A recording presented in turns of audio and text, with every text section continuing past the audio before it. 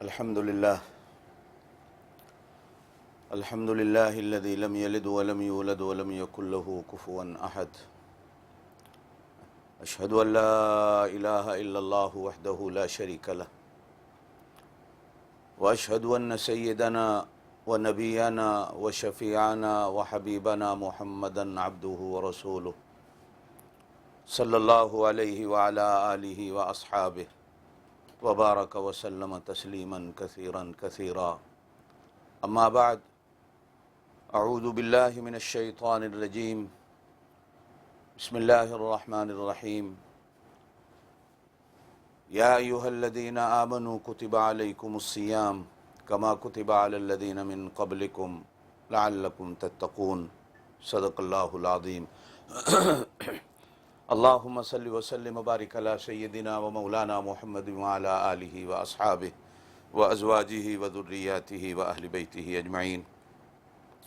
حضرات سامعین، السلام علیکم ورحمۃ اللہ وبرکاتہ. رب کریم جو اس ماہ مبارک میں اپنی کرم کی بارشوں کو انتہائی حد تک اپنے بندوں پہ برساتے ہیں، اللہ ہمیں ان رحمت بھری بارشوں کا حصہ نصیب فرمائے. ہماری زندگیوں میں، ہمارے گھروں میں، ہماری اولادوں میں، ہمارے کاروبار میں، ہماری عزتوں میں، ہماری صحت و تندرستی میں اللہ اس ماہ مبارک کی رحمتوں کا نزول فرمائے. آمین ثم آمین. اس ماہ مبارک کو عظمتیں کیوں ملی؟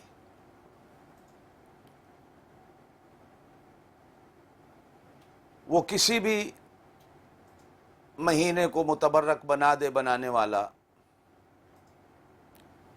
کوئی اس کو پوچھنے والا نہیں ہے. اس کی مرضی ہے. وہ جہاں ہمارا خالق و مالک ہے وہیں اپنی مرضی کا بھی خالق و مالک ہے. کسی کو اس کی مرضی میں کوئی دخل نہیں.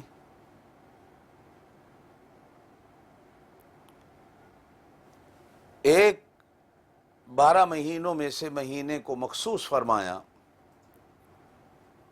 تو جب کھوج لگایا جاتا ہے، بزرگان دین نے علم کے معرفت کے اس سمندر میں غوطے لگائے. کیا وجہ ہے کہ یہ سب کچھ اسی ماہ مبارک کو نصیب ہوتا ہے؟ جس طرح صحابہ کرام رضوان اللہ علیہم اجمعین میں سے سب کچھ ابو بکر صدیق کے حصے میں آتا ہے رضی اللہ تعالیٰ عنہ. اللہ کی طرف سے نازل ہونے والی عظمتیں، بخششیں، رحمتیں، مغفرتیں، یہ سب کچھ اسی ماہ مبارک میں اور اسی کے حصے میں کیوں آتا ہے اور کیسے آ جاتا ہے؟ دینے والے پر تو کوئی اعتراض کر نہیں سکتا، لیکن علماء اللہ ان کی قبروں پر کروڑوں رحمتیں کرے، امت کے لیے اس دودھ اور اس دہی سے مکھن نکال کر ایک صاف ستھرا اور نترا ہوا ہمارے سامنے رکھتے ہیں. کوشش ہوتی ہے کہ امت کے سامنے حکمتوں کو رکھا جائے، اس لیے کہ کہا گیا ہے کہ فعل الحکیم لا یخلو عن الحکمہ، حکیم کا کوئی کام حکمت کے بغیر نہیں ہوتا. اور وہ ہماری فطرتوں کا، ہماری طبیعتوں کا حکیم ہے، ہمیں بنانے والا ہے، پیدا کرنے والا ہے، ہماری ایک ایک رگ سے واقف ہے، ایک ایک حرکت سے واقف ہے، ایک ایک ادا سے واقف ہے. جب ہمیں تلاش ہونی ہے اور ہم نے یہ کیسے اور کیوں کے پیچھے چلنا ہے، تو پھر وہ اس امت سے کچھ ایسے لوگ پیدا کرتا ہے جو غوطے لگا کر وہ موتی نکالتے ہیں اور پھر ان موتیوں کو بندوں کی مارکیٹ اور بندوں کے بازار میں پیش کرتے ہیں. پھر قیمت لگانے والا ان کی قیمت کو لگاتا ہے، جانچتا ہے اور پرکھتا. اکثر علماء کہتے ہیں کہ اس ماہ مبارک کو عظمتوں کے ملنے کا سبب جو سب سے بڑا ہے وہ یہ کہ اس ماہ مبارک میں نزول قرآن ہوتا ہے، قرآن کی برکتوں سے، قرآن کے سبب سے اس مہینے کو عظمت ملتی ہے۔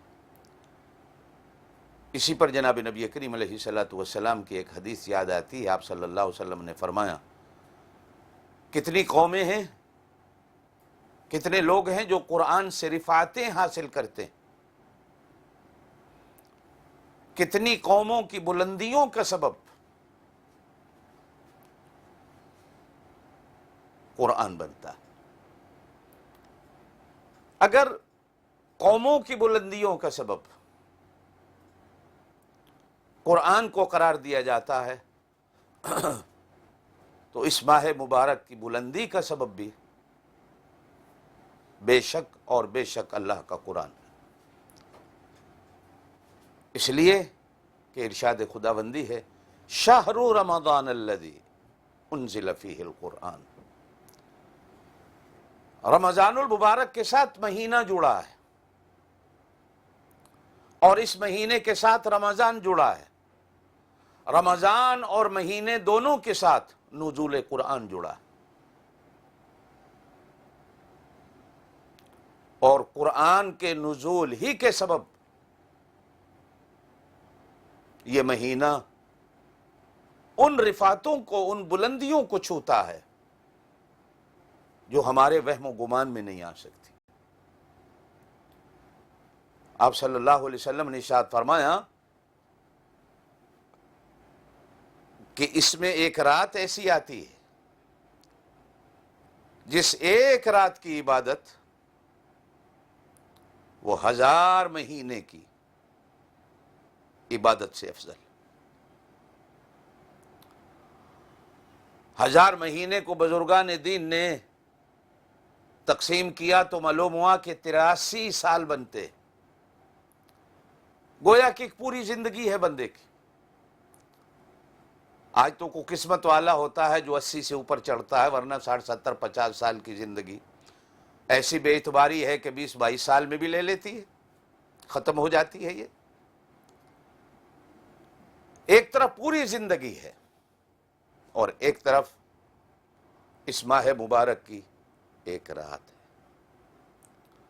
اور وہ پوری رات بھی نہیں، بلکہ اگر اس رات میں تھوڑی سی بھی عبادت مہیا ہو جاتی ہے،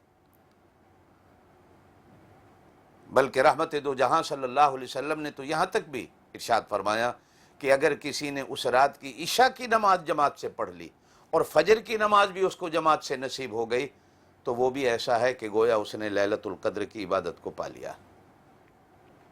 اور پھر صرف وہ اسی پہ منحصر نہیں کہ 83 سال ہے، بلکہ خیر من الف شہر اس سے بھی اچھی ہے۔ اب کتنی اچھی ہے اس کا اندازہ وہی خالق و مالک جانتا ہے، جو مہینوں کو بنانے والا بھی ہے، دنوں کو بنانے والا بھی ہے، اور سالوں کو بنانے والا بھی ہے، اور مدتوں کو بھی بنانے والا ہے، اور اس رات کو بھی بنانے والا ہے۔ اور پھر آپ صلی اللہ علیہ وسلم نے ارشاد فرمایا کہ اگر اس مہینے میں کوئی نفل کو ادا کرتا ہے، کوئی بھی نفلی بندگی ہے، صدقہ خیرات ہے، نفلی نماز ہے، تو وہ گویا کہ ایسا ہے کہ وہ فرضوں کو ادا کر رہا ہے۔ اللہ کے ہاں اس کا درجہ فرضوں کے برابر۔ اور آپ جانتے ہیں کہ فرض اللہ کا حکم ہوتا ہے اور نفلی عبادت بندے کی مرضی پہ ہے، کرتا ہے تو اجر ہے، نہیں کرتا ہے تو گناہ نہیں۔ بلکہ ایک بڑی ہنسی بھری حدیث بھی ہے اور عبرت بھری حدیث بھی ہے کہ مدینے سے کسی گاؤں سے آنے والا آدمی اونٹنی پہ سوار ہو کر مدینے آتا ہے، چہرہ انور، سراج منیرہ، قرآن جس سے تشبیہ دیتا ہے اس نے زیارت نہیں کی ہوئی۔ اونٹنی سے اترتے ہی صحابہ کرام رضوان اللہ تعالی علیہم اجمعین سے پوچھتا ہے کہ اللہ کے نبی کون ہے؟ جب اشارہ کر کے بتایا جاتا ہے کہ وہ سراج منیر ہیں، وہ اللہ کے نبی اور اللہ کے رسول ہیں، چہرہ انور کو دیکھ کر کہتا ہے اللہ کی قسم ہے یہ کسی جھوٹے کا چہرہ نہیں ہو سکتا۔ آپ صلی اللہ علیہ وسلم کے دست حق پرست پر آ کر بیعت ہوتا ہے، اور پھر کچھ عرض کرتا ہے اللہ کے رسول صلی اللہ علیہ وسلم سے کہ میں نے کلمہ تو پڑھ لیا، اب مجھے کوئی ایمانیات جو مبادیات اور ابتدائی چیزیں ہیں آپ مجھے کچھ سکھا دیں۔ تو آپ صلی اللہ علیہ وسلم نے فرمایا تجھ پر 5 وقت کی نماز فرض ہے، اور اس کے ساتھ ساتھ کچھ نوافل بھی ہیں۔ عرض کرتا ہے نوافل مجھ سے ادا نہیں ہوں گے، فرضوں کی بات کیجئے وہ ضرور ادا کروں۔ پھر آپ صلی اللہ علیہ وسلم نے ارشاد فرمایا کہ اگر مال ہے تو سال کے بعد اس پر زکوٰۃ ہوگی، ہاں کبھی کبھی صدقہ خیرات بھی ہیں۔ تو کہنے لگا یہ صدقے خیرات مجھ سے نہیں ہوتے، جو فرض ہے صرف اسی کو ادا کروں۔ پھر آپ صلی اللہ علیہ وسلم نے ارشاد فرمایا رمضان المبارک زندگی میں آ جائے گا تو اس پورے مہینے کے روزے فرض ہیں، وہ چاہے 29 کا ہو چاہے 30 کا ہو، ہاں کبھی کبھی نفلی روزے بھی ہیں۔ کہنے لگا سیدھی بات ہے، فرضوں پہ عمل کروں گا، مجھ سے نفلی کام نہیں ہوتے۔ آپ صلی اللہ علیہ وسلم نے فرمایا کہ زندگی میں ایک بار اگر مال ہے تو اللہ کے گھر کا حج بھی تیرے اوپر فرض ہے، ہاں کبھی اگر موقع مل جائے تو عمرہ ہے، زیارات ہیں۔ کہنے لگے جی سیدھی بات ہے، فرض ادا کروں گا، یہ مجھ سے دوسری چیزیں نہیں ہوتی۔ اٹھا اور چل دیا۔ جب پیٹ پھیر کے جانے لگا تو اس دھرتی پر سب سے بڑے سچے انسان اور سچے نبی آقا دو جہاں صلی اللہ علیہ وسلم کی زبان سے نکلتا ہے کتنا کھرا آدمی ہے، یہ سیدھا جنتی ہے، کھری بات کرتا ہے۔ میرے بھائیوں، میری بہنوں، جناب نبی کریم علیہ الصلوۃ والسلام نے ارشاد فرمایا کہ اگر اس مہینے میں کوئی نفل کو ادا کرتا ہے، بعض بزرگان دین نے نوافل کے بارے میں بالخصوص حکیم الامت حضرت تھانوی رحمۃ اللہ علیہ نے بڑی عجیب بات لکھی ہے کہ جیسے ہم لوگ جب اسکولوں میں پڑھتے تھے تو کچھ سوالات امتحانات کے دنوں میں ایسے بھی آتے تھے کہ ایک جملہ لکھا ہوا ہے اور درمیان میں خالی لائن چھوڑ دی گئی ہے، آگے لکھا ہوا ہے کہ اس خالی جگہ کو پر کرو۔ ہم اپنے ذہن کے مطابق اس خالی جگہ کو پر کرتے تھے۔ نوافل فرضوں کے اندر کمی رہ جائے، کمزوری رہ جائے تو اس خالی جگہ کو پورا کرنے والی عبادت ہوتی۔ اور آپ صلی اللہ علیہ وسلم کی عادت مبارکہ تھی، آپ نوافل بھی ادا فرماتے تھے، صحابہ کرام اور اولیاء بھی نوافل کو ادا فرماتے تھے۔ آج دنیا کی بھیڑ میں ہم لوگ اتنے مصروف ہو گئے کہ نوافل کو ادا کرنے کا وقت نہیں ملتا، پکڑ نہیں،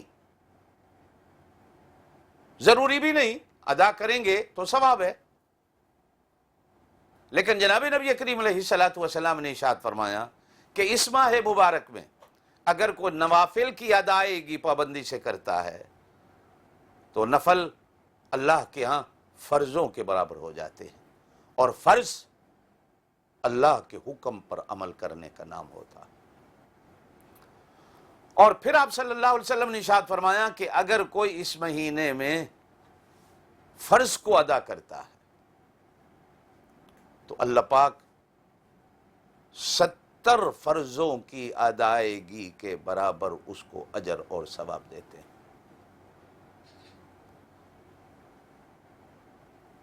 روزے دار کو پانی کا گھونٹ یا لسی کا گھونٹ پلانے پر اللہ پاک جنت کے وعدے فرماتے ہیں،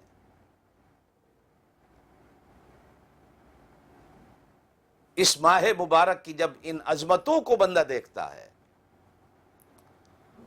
حیران ہوتا ہے، اور پھر جب سبب ڈھونڈنے نکلتا ہے، اس راہ پہ چلتا ہے کہ میں اس سبب کو تلاش کروں، میں ان قدموں کو تلاش کروں کہ یہ اتنا کچھ کیوں ہے اس مہینے میں۔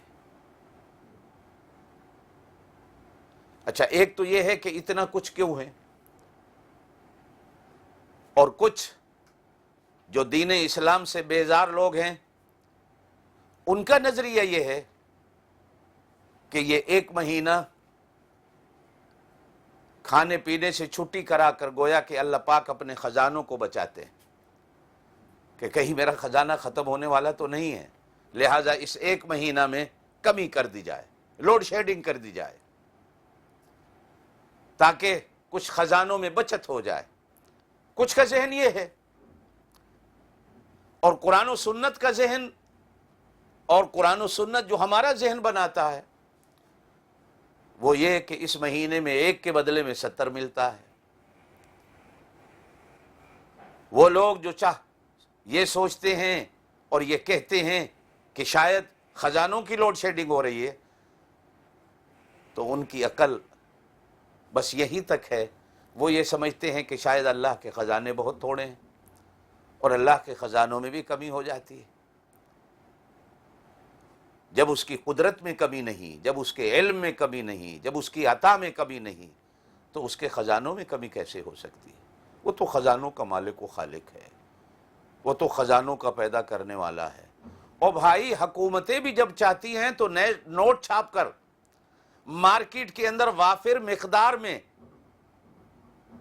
اپنی قوم کے لیے، اپنی عوام کے لیے پیسے کی فراوانی کا بندوبست کر دیتے ہیں۔ میرے اللہ کو تو اس چیز کی بھی ضرورت نہیں۔ ہم اور آپ تو اللہ کے خزانوں کے بارے میں سوچ ہی نہیں سکتے، اور قرآن و سنت ہمارا ذہن بناتا ہے کہ ایک کے بدلے میں 70 ملتا ہے، بلکہ واللہ یضاعف لمن یشاء، 70 تک بھی بات نہیں، وہ جتنا چاہے بڑھا سکتا ہے، وہ جتنا چاہے بڑھا سکتا ہے۔ وقالت الیہود ید اللہ مغلولہ غلت ایدیہم ولعنوا بما قالوا۔ جب زکوٰۃ کے احکامات آئے تو یہودیوں نے کہا کہ مسلمانوں کا خدا غریب ہو گیا، دیکھو یہ قرض مانگ رہا ہے، من ذا الذی یقرض اللہ قرضا حسنا، یہ اب اپنے بندوں سے قرض مانگ رہا ہے، شاید اس کے خزانے تھوڑے ہو گئے ہیں۔ جواب دیا، لعنت ہو ان کے اس کہنے کے سبب ان پر، بل یداہ مبسوطتان، بل یداہ مبسوطتان، ایک ہاتھ نہیں، اس کے دونوں ہاتھ کھلے ہیں، ينفق کیف یشاء، جیسے چاہتا ہے وہ خرچ کرتا ہے۔ چونکہ وہ لیس کمثلہ شیء، کہ اس کی مثال نہیں دی جا سکتی، تو اس کے ہاتھوں کی بھی مثال نہیں دی جا سکتی کہ اس کے ہاتھ کتنے بڑے ہوں گے، وہ کتنے بڑے ہوں، کتنے بڑے ہوں، جب اس کی ذات کی حد کوئی نہیں، اس کی صفات کی حد کوئی نہیں، اس کی شان کی حد کوئی نہیں، اس کے علم کی حد کوئی نہیں، تو میرے بھائیوں، میری بہنوں، اس کی عطا اور اس کے دینے کی بھی کوئی حد نہیں۔ چوتھے سپارے میں قرآن کی ایک آیت آتی ہے، لَقَدْ سَمِعَ اللَّهُ قَوْلَ الَّذِينَ قَالُوا إِنَّ اللَّهَ فَقِيرٌ۔ جب سنا اللہ نے ان کی اس بات کو کہ انہوں نے کہا کہ مسلمانوں کا اللہ فقیر ہو گیا ہے، وَنَحْنُ أَغْنِيَاءُ، ہم مالدار ہیں، ہم خزانوں کے مالک و خالق ہیں، ہمارے پاس سب کچھ ہے، مسلمانوں کا خدا فقیر ہو گیا۔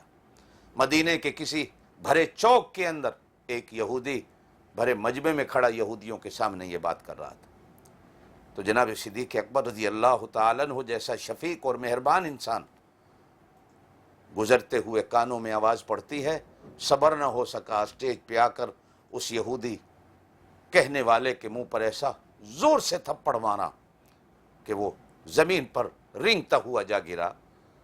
تو یہی یہود جناب نبی کریم علیہ الصلوۃ والسلام کی دربار عدالت میں آ کر جناب صدیق اکبر رضی اللہ تعالیٰ عنہ پر مقدمہ اور کیس کرتے ہیں کہ ہمارے بندے کو ابو بکر صدیق نے مارا ہے۔ آپ صلی اللہ علیہ وسلم سن کر حیران ہوئے کہ ابو بکر صدیق نے مارا؟ بھائی تم کہیں بھول تو نہیں، عمر نہ ہو، علی نہ ہو، کوئی اور؟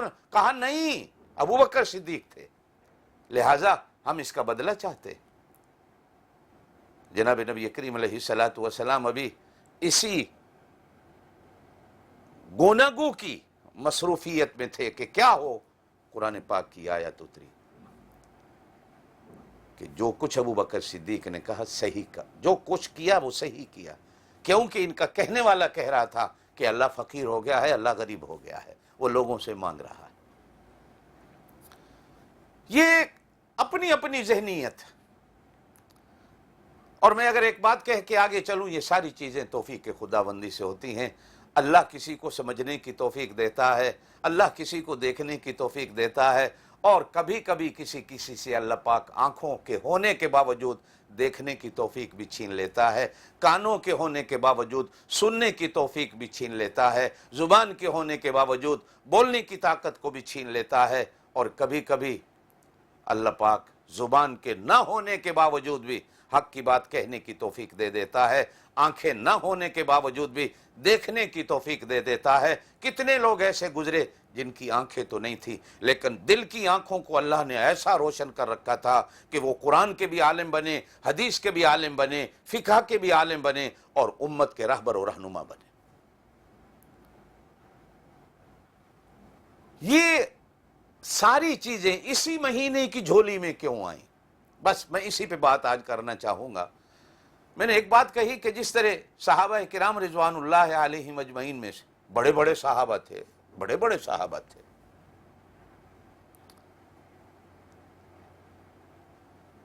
لیکن ہر چیز فضائل کی، شمائل کی، رفعتوں اور بلندیوں کی، وہ ابو بکر صدیق رضی اللہ تعالی عنہ کی جھولی میں ہی گرتی چلی گئی۔ اس لیے جناب فاروق اعظم رضی اللہ تعالیٰ عنہ کہا کرتے تھے، ہماری ساری زندگی کی نیکیاں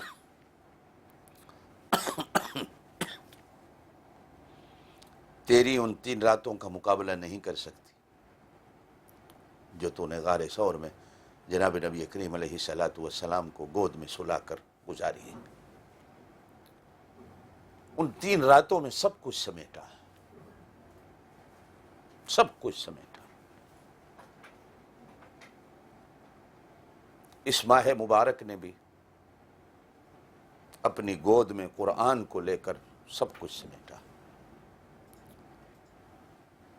بلکہ میں اگر یوں کہوں تو شاید یہ بھی غلط نہیں کہ ابو بکر صدیق کی گود میں آنے والا وہ بھی ایک اللہ کا قرآن ہے، اور اس ماہ مبارک کی گود میں آنے والا یہ بھی اللہ کا قرآن ہے۔ فرق صرف اتنا ہے کہ ایک بولنے والا قرآن ہے اور ایک خاموش قرآن۔ عظمت وہ بھی اتنی ہی رکھتا ہے، عظمت وہ بھی اتنی ہی رکھتا ہے۔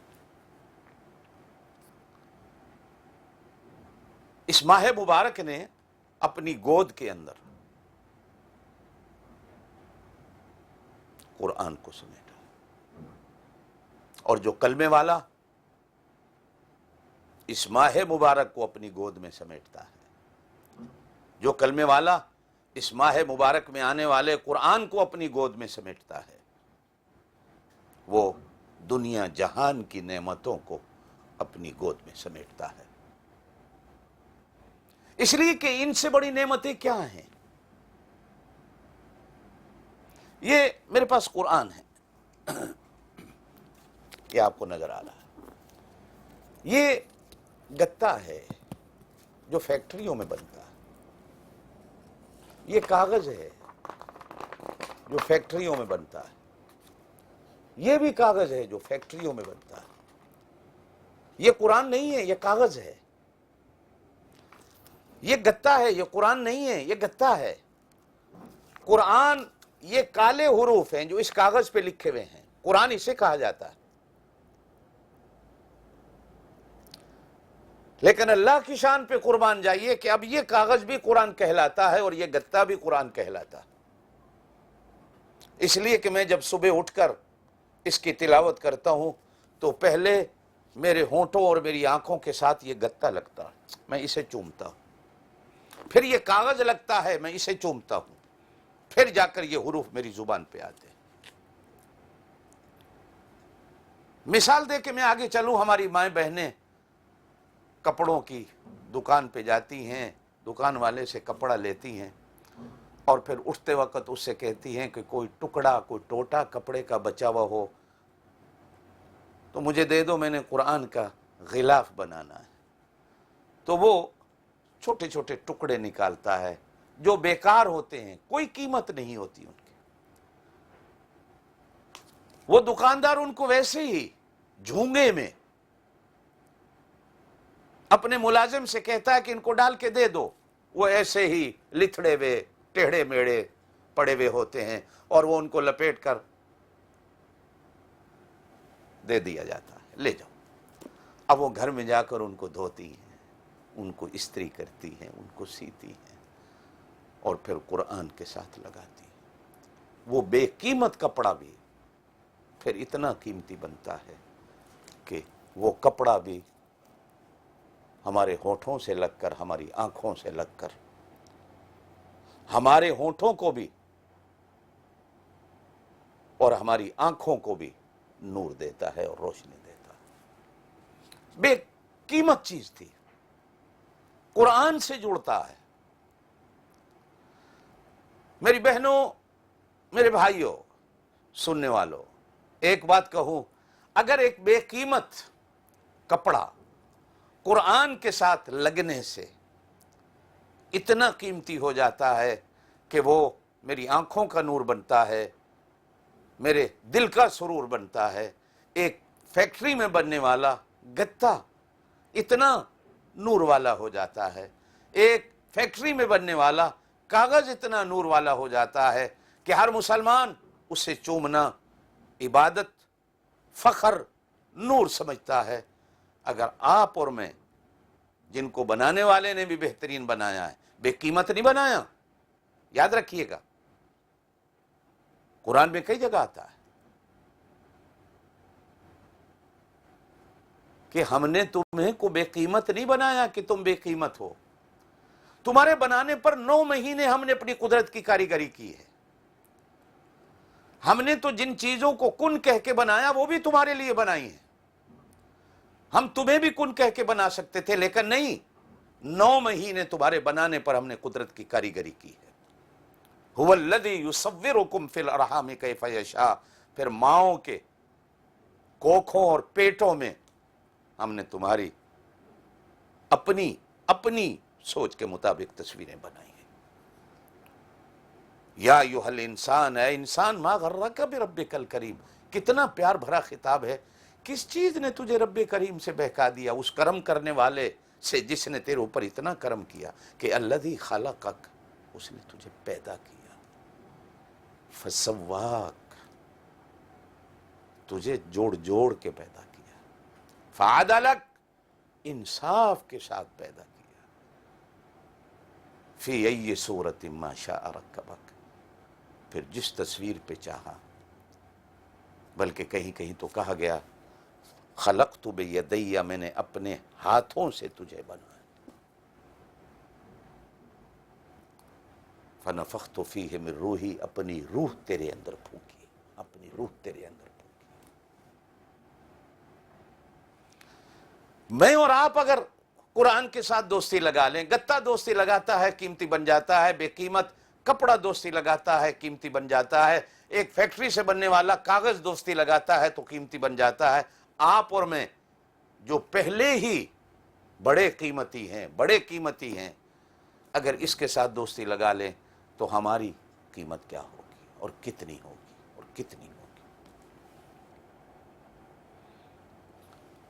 یہ اس ماہ مبارک کو ایک لکڑی حضور سے دوستی لگاتی ہے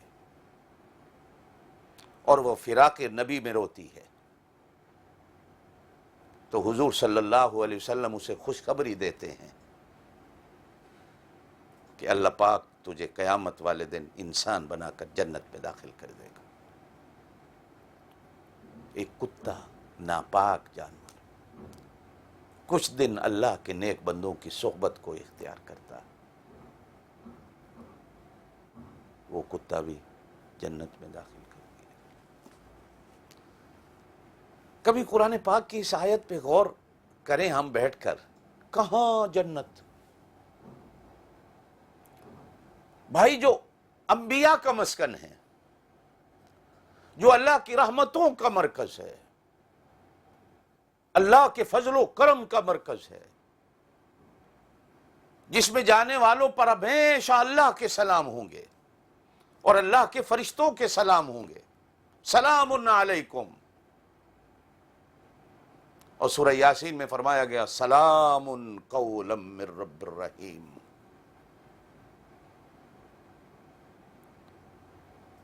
کبھی کبھی غور کرتے ہیں، فرمایا گیا کہ سورہ کافرون چوتھائی قرآن ہے، اگر کوئی 4 دفعہ اس کو پڑھتا ہے تو پورے قرآن کا ثواب ملتا ہے۔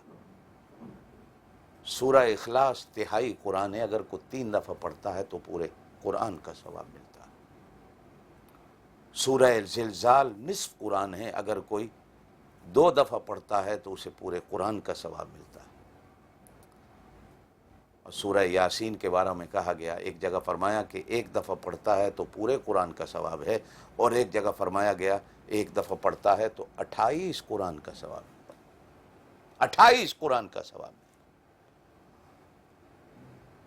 اور اس کو قرآن کا دل کہا گیا۔ سورہ رحمان کو قرآن کی دلہن کہا گیا ہے،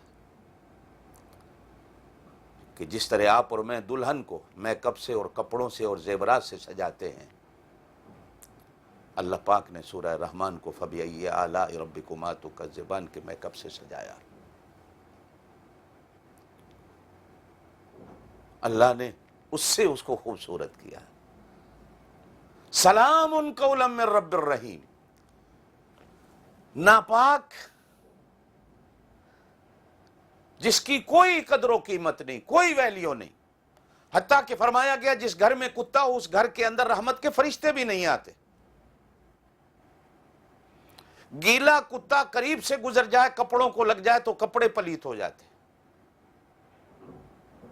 برتن میں منہ ڈال جائے تو وہ پانیوں سے دھونے سے پاک نہیں ہوتا، کہ 7 دفعہ مٹی سے اسے دھوو پھر جا کر وہ پاک ہوتا۔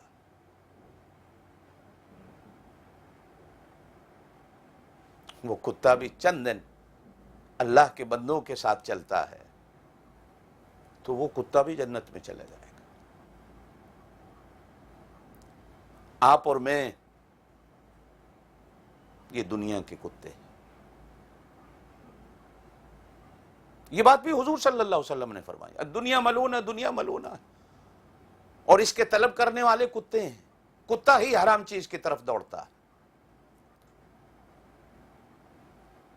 حدیث کے اندر فرمایا گیا جب سے اللہ نے دنیا بنائی، جب سے کتنی کتنی خوبصورت بنائی۔ آپ اپنے ملک کے سوات اور مری کے سفر کریں، پہاڑوں کی دنیا جائیں، کیا خوبصورتی ہے۔ یورپ کا سفر کریں، کیا خوبصورتی ہے۔ لیکن میرے اللہ نے کبھی آج تک پیار کی نظر سے نہیں دیکھا، ایک دفعہ بھی نہیں دیکھا۔ اس دنیا کو اتنی خوبصورت بنائی، لیکن میرے اللہ کے ہاں ایک مرے ہوئے مچھر کے پر کے برابر بھی اس کی قیمت نہیں۔ میں اور آپ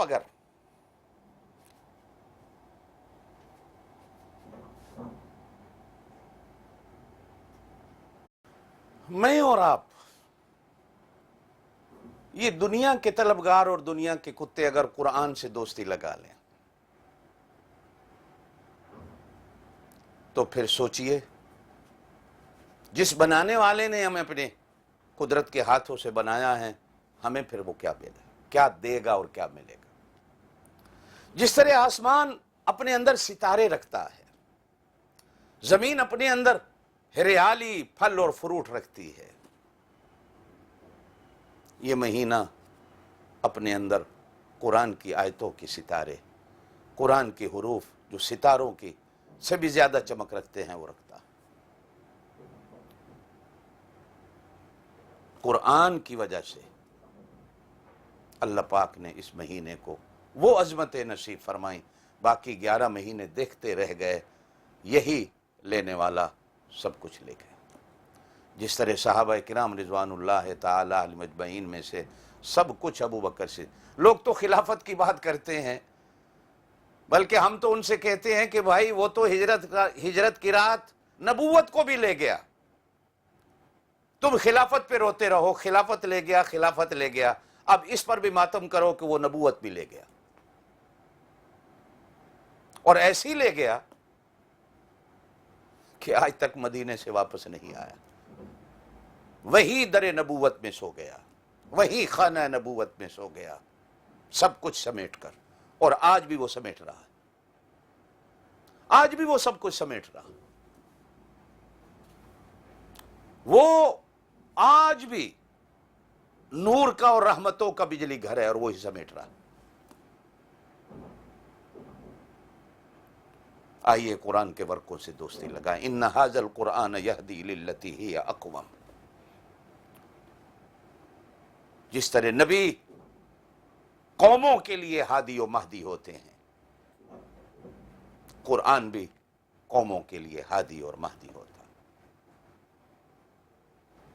میری اور آپ کی ہدایت کا سامان، ہدایت کیا ہے؟ ہم جو اللہ پاک سے 5 وقت کی نماز میں دعا کرتے ہیں، اہدنا اہدنا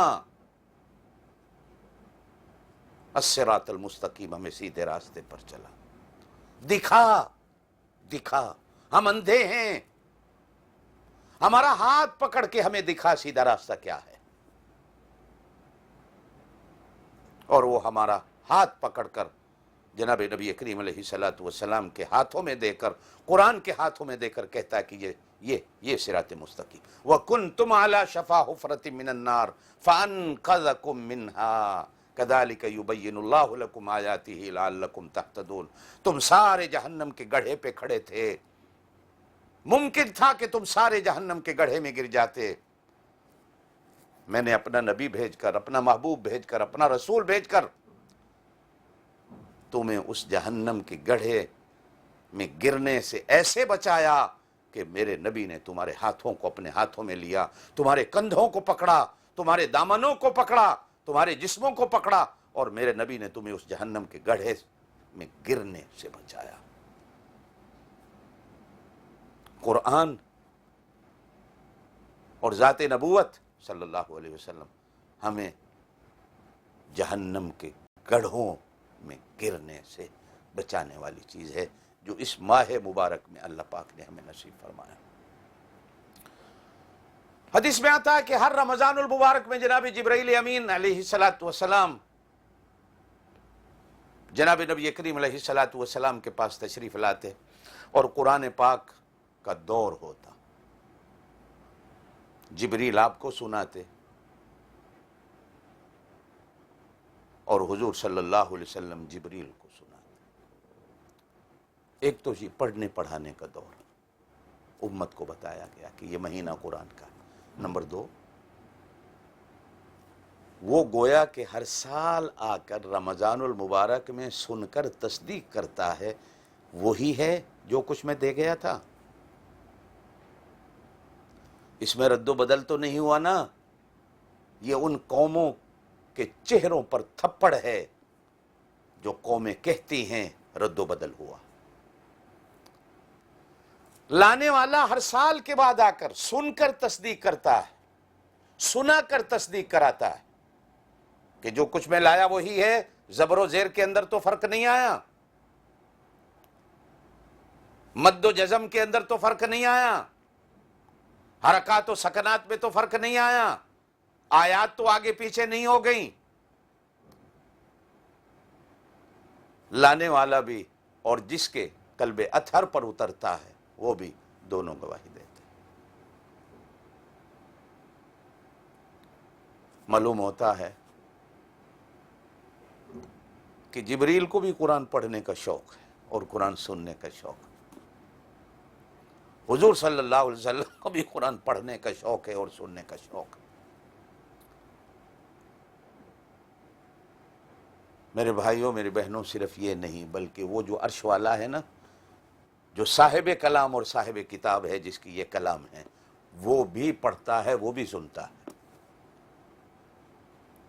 آپ صلی اللہ علیہ وسلم تشریف فرما تھے، حضرت ابی ابن کعب بھی تشریف فرما تھے کہ اتنے میں جبرائیل امین آئے اور دروازے پہ کھڑے ہو کر سلام عرض کرتے ہیں، اور سلام عرض کرتے ہی کہنے لگے کہ اللہ عرش پہ بیٹھے کہتے ہیں کہ ابی سے کہو قرآن پڑھے.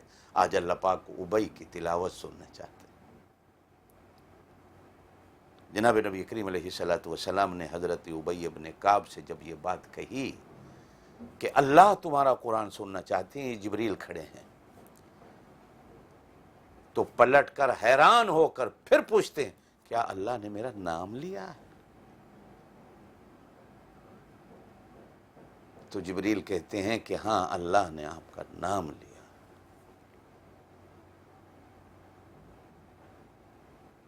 وہ کیا، تھوڑا سا سوچئے وہ کیا آدمی ہوگا، وہ کیا ہوگا کہ جس کا نام دے کر جبریل کو بھیجا جائے کہ اس سے کہو اللہ تیری تلاوت سننا چاہتے ہیں. بھائی پڑھتے تو آپ اور میں بھی ہیں، اللہ سنتے ہیں. اللہ ہمیں پڑھنے کی توفیق دے. اللہ سنتے ہیں، ہر ایک کی بات سنتے ہیں، ہر ایک کی تلاوت سنتے ہیں. لیکن کچھ پڑھنے والے ایسے بھی ہوتے ہیں کہ جن کی تلاوت کو اللہ پاک بھی کس توجہ سے سنتے ہوں گے. حضرت عبداللہ ابن مسعود کا بھی واقعہ آتا ہے کہ اللہ نے کہا میں اس کا قرآن سننا چاہتا ہوں. حضور صلی اللہ علیہ وسلم نے بھی فرمایا میں تیرا قرآن سننا چاہتا ہوں. عرض کیا اللہ کے رسول آپ تو خود صاحب قرآن ہیں. کہا نہیں میرا دل کرتا ہے میں سنوں.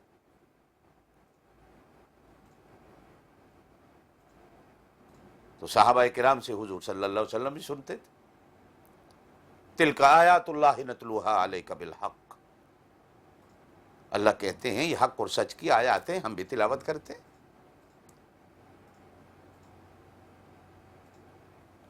تو یہ ماہ مبارک اپنے اندر اور قرآن کا ایک ایک حرف عظیم ہے. وَلَقَدْ آتَيْنَاكَ سَبْعًا مِّنَ الْمَثَانِي وَالْقُرْآنِ الْعَظِيمِ.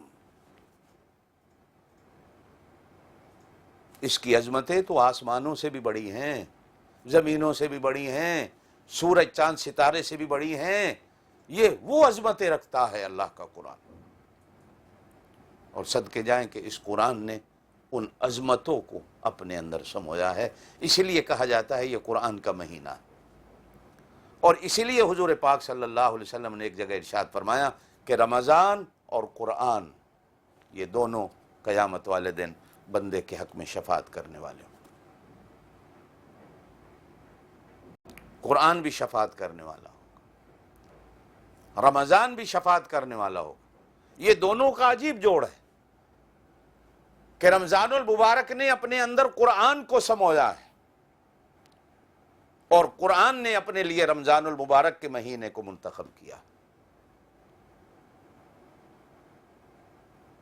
آج بھی بحمد اللہ پہاڑوں کی چوٹیوں پر جہاں حکومتیں اور میونسپلٹیاں پانی پہنچانے کا بندوبست نہیں کر سکتی، وہاں بھی اللہ کی مخلوق ہوتی ہے. اللہ ان کے لیے آسمان سے قطرے برساتا ہے، بارشیں برساتا ہے، اور پھر وہ درختوں کے پتے بھی باوضو ہو کر اس میں رہنے اور پلنے والی اللہ کی مخلوقات بھی باوضو ہو کر اللہ کی حمد و ثنا کرتی. کسی شاعر نے بڑا عجیب شعر کہا ہے کہ صبح پھولوں پہ گرتی ہے شبنم اس لیے، صبح پھولوں پہ گرتی ہے شبنم اس لیے کہ پتا پتا کرے یاد باوضو تیری. پہاڑوں پر برفوں کو اتار کر اللہ ان کو بھی غسل اور وضو کی توفیق دیتا. جہاں پانی نہیں پہنچ سکتا اللہ پاک خود بندوبست کرتا. یہ ماہ مبارک بھی ایسا ہے کہ وہ کوٹھیاں ہوں، وہ محلات ہوں، وہ غریب کی جھگی ہو،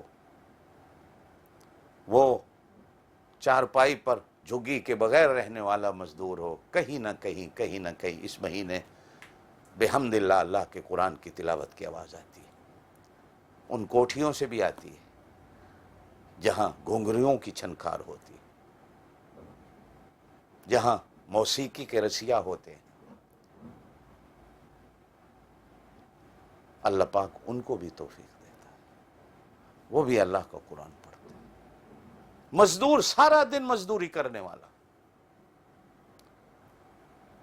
رات کو نماز تراویح میں کھڑا ہو کر کیسے اللہ کا قرآن سنتا ہے، یہ سب کچھ اسی کی توفیق سے ہوتا ہے۔ وہ جسے چاہتا ہے توفیق دیتا ہے۔ کہتے ہیں کہ ایک مالک اور ایک نوکر کہیں سفر پہ نکلے تو راستے میں نماز کا وقت آیا، تو جنگل میں ایک مسجد نظر آئی، تو نوکر نے اپنے مالک سے کہا کہ میں نماز پڑھ لوں، تو اس نے کہا جاؤ پڑھ لو اور جلدی آ جانا۔ اب مالک کو پتہ نہیں تھا ظہر کی 12 رکعتیں ہوتی ہیں، دیر لگتی ہے، اس نے سمجھا 2 منٹ لگیں گے، آ جائے گا۔ اب وہ 2 منٹ کے بعد آواز دے کر کہتا ہے ارے بھائی جلدی باہر آ، اور وہ سلام پھیر کے کہتا ہے کہ صاحب یہ جس کے گھر آیا ہوں یہ مجھے نہیں آنے دیتا، جس کا میں نوکر ہوں یہ مجھے نہیں آنے دیتا۔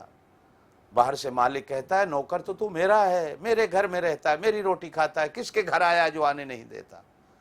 وہ اندر سے کہتا ہے سرکار جو آپ کو اندر نہیں آنے دیتا وہی مجھے باہر نہیں آنے دیتا، اس نے آپ کو اندر آنے کی توفیق نہیں دی، اور اس نے میرا دل ایسے لگا دیا ہے نماز میں اور قرآن کی تلاوت میں کہ وہ مجھے باہر نہیں آنے دیتا۔ سب کچھ توفیق سے ہوتا۔ میری بہنوں میرے بھائیو، اللہ سے توفیق مانگی۔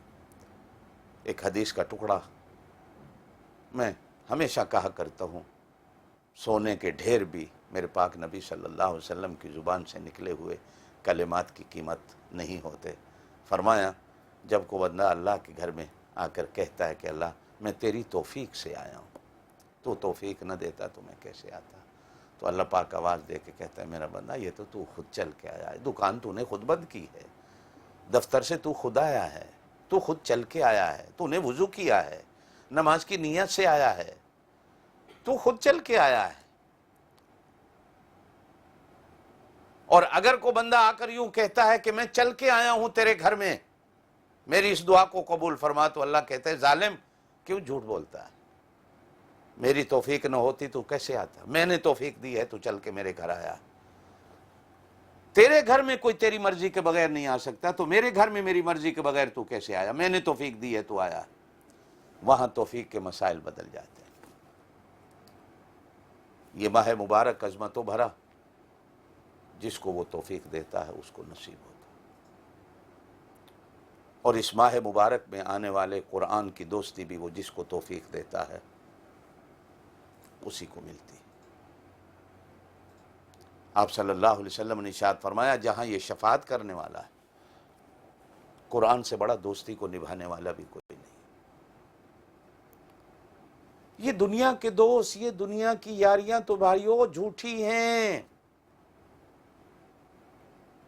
آپ جس تنے کا بھی سہارا لیں گے، جس شاخ کا بھی سہارا لیں گے، وہ ایک نہ ایک دن ٹوٹ جائے گی، وہ ایک نہ ایک دن سوکھ جائے گی، پھر کہاں جائیں گے؟ یہ سب فانی اور عارضی ہیں۔ اللہ کی دوستی ہمیشہ رہنے والی، اللہ کے رسول کی دوستی ہمیشہ رہنے والی، اللہ کے قرآن کی دوستی ہمیشہ رہنے والی، اس ماہ مبارک کی دوستی ہمیشہ رہنے والی، اولیاء اور علماء کی دوستی ہمیشہ رہنے والی۔ باقی سب دوستیاں بیکار، سب رشتہ داریاں ایک نہ ایک دن آتا ہے وہ ختم ہو جاتی ہیں۔ وہ سہارے نہیں ہیں کہ جن پر ہم سہارے ڈھونڈیں۔ آپ صلی اللہ علیہ وسلم نے ارشاد فرمایا بندہ مومن قرآن سے دوستی رکھنے والا جب مرتا ہے تو قرآن دوست کی صورت میں کفن میں ساتھ ہو جاتا ہے، دوست کی صورت میں قبر میں ساتھ ہو جاتا ہے۔ وہ قبر میں بھی ادھر ادھر سے عذاب کو نہیں آنے دیتا، خبردار یہ میرا دوست ہے۔ قیامت والے دن بھی دوستی نبھاتا ہے۔ جنت میں لے کے جاتا ہے، جنت میں بھی دوستی نبھاتا ہے۔ آپ صلی اللہ علیہ وسلم نے ارشاد فرمایا اس کی جنت کے اندر پھلوں کی صورت میں، پھولوں کی صورت میں، لائٹوں کی صورت میں، کمکموں کی صورت میں قرآن کے حروف اور قرآن کی آیتیں سجا دی جاتی۔ وہ سمجھتا ہے یہ کوئی پھول ہے، ہاتھ لگاتا ہے تو اندر سے جواب ملتا ہے میں فلاں صورت کی فلاں آیت ہوں۔ وہ حیران ہو کر کمکمے دیکھتا ہے کیسی لائٹ ہے، جب نگاہیں اٹھاتا ہے تو اس کے اندر سے آواز آتی ہے میں قرآن کی فلاں صورت کی فلاں آیت ہوں جو تیری جنت کو بھی روشن کرنے آئی۔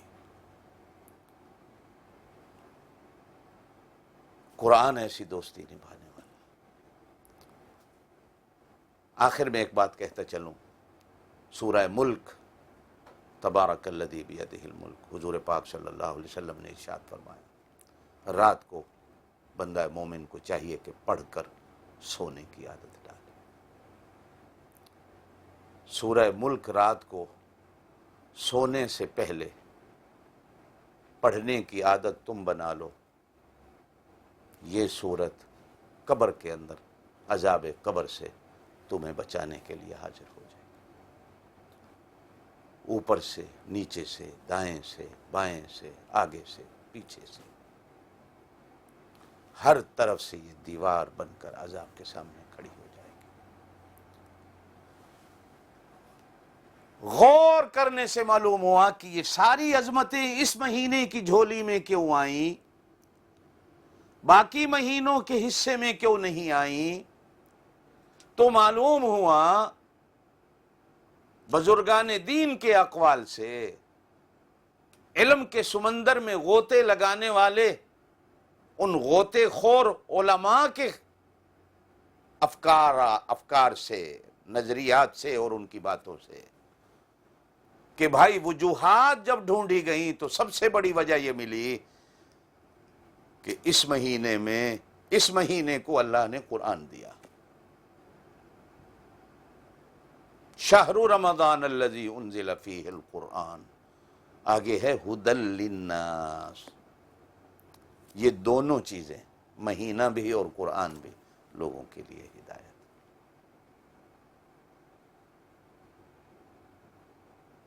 لوگوں کے لیے ہدایت، لوگوں کے لیے رہنما ہے، لوگوں کے لیے رہبر ہے، لوگوں کے لیے روشنی ہے، لوگوں کے لیے سیدھا راہ ہے۔ اور پھر کل بھی میں نے معمولی سی بات کی تھی، زندگی رہی تو آئندہ آنے والے کل بات کریں گے کہ اس ماہ مبارک کو ایک دوسری جو عظمت کی چیز ملی ہے وہ یہ کہ اس ماہ مبارک میں جناب نبی کریم علیہ الصلوۃ والسلام کے سر پر نبوت اور ختم نبوت کا تاج رکھا گیا ہے۔ وہ غار حرا کی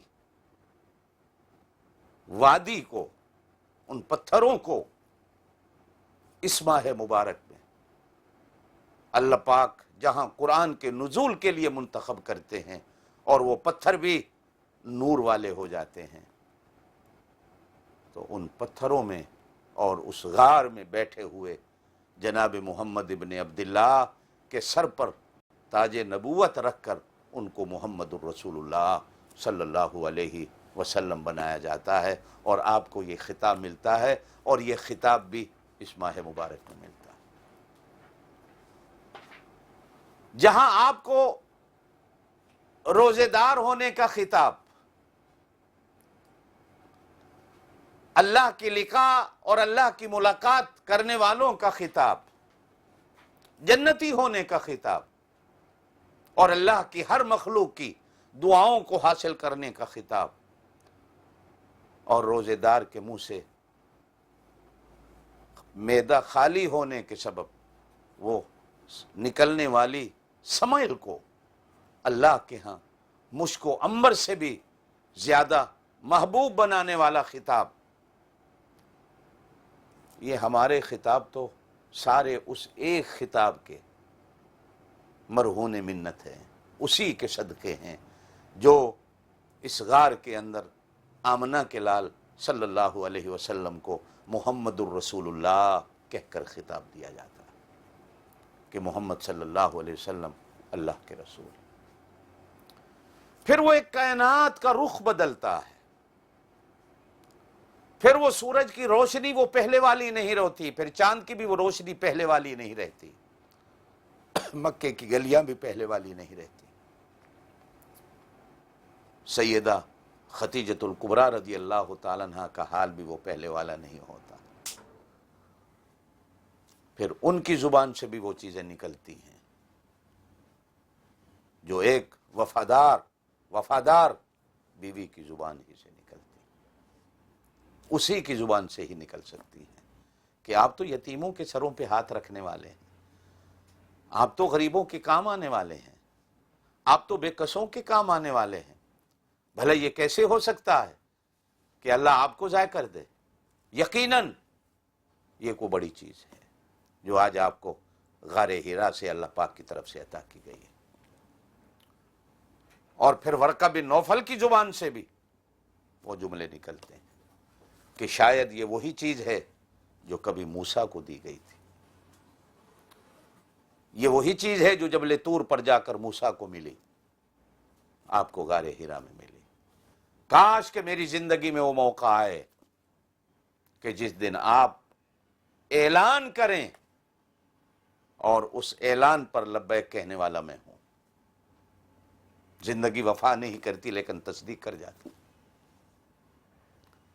یہ جو انعام ہے اللہ کا، یہ جو دوسرا قرآن کی صورت ہے، چلنے پھرنے والا قرآن، بولنے والا قرآن، ایک ایک ادا میں قرآن، جو خود قرآن، جن کی زبان سے نکلنے والے جملے قرآن، نگاہیں اٹھا کے بات کریں تو قرآن، جھکا کے بات کریں تو قرآن، خطاب کریں تو قرآن، عتاب کی بات کریں تو قرآن، خوشخبریاں سنائیں تو قرآن. جن کی زبان ہی کو اللہ نے قرآن بنایا، اور اپنی زبان کے بارے میں حضور پاک صلی اللہ علیہ وسلم نے فرمایا اللہ کی قسم ہے اس سے سچ کے سوا آج تک کبھی کچھ نہیں نکلا، اور سچ قرآن ہی ہے، اور سچ نبی کی زبان ہی ہے. جو آتا ہے وہ بھی قرآن ہے، جو نکلتا ہے زبان سے وہ بھی قرآن ہے. اور جو مکے مدینے کی گلیوں میں چلتا ہے اپنے دو پیروں کے ساتھ وہ بھی قرآن ہے. جو بلال کو تسلیاں دیتا ہے وہ بھی قرآن ہے. اور جو ابو بکر صدیق رضی اللہ تعالیٰ عنہ کی گود میں 3 راتیں غار ثور میں گزار کر آرام کرتے ہیں وہ بھی اللہ کا قرآن. زندگی رہی تو انشاءاللہ تعالی کل، وآخر دعوانا ان الحمد للہ رب العالمین.